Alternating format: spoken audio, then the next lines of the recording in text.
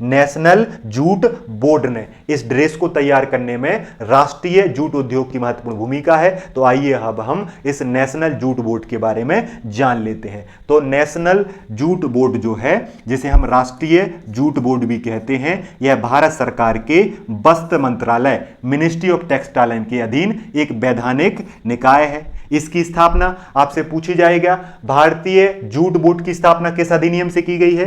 राष्ट्रीय jute board अधिनियम 2008 के तहत 1 अप्रैल 2010 को भारतीय जूट बोर्ड बनाया गया था। भारतीय जूट बोर्ड का मुख्यालय कोलकाता पश्चिम बंगाल में है, क्योंकि सबसे ज्यादा उत्पादन जूट का पश्चिम बंगाल में होता है, इसलिए जूट बोर्ड का मुख्यालय भी पश्चिम बंगाल में है। राष्ट्रीय जूट बोर्ड की स्थापना 1 अप्रैल 2010 को की गई थी। राष्ट्रीय जूट बोर्ड का अधिनियम 2008 का है। याद रखना है, भारत में जूट के उत्पाद, उनका उत्पादन, प्रसंस्करण, विपणन को बढ़ावा देना राष्ट्रीय जूट बोर्ड का काम है। जूट के क्षेत्र में तकनीकी नवाचार, विविधीकरण करना, निर्यात में वृद्धि करना, इसी का मुख्य उद्देश्य है। जूट किसानों और मिल श्रमिकों को कल्याण करना महत्वपूर्ण काम माना जाता है राष्ट्रीय जूट बोर्ड का। यह चर्चा में क्यों है? क्योंकि इसने ग्लॉस्टर जूट मिल कोलकाता के सहयोग से जूट विस्कोस मिश्रित कपड़ा विकसित किया है, जिसे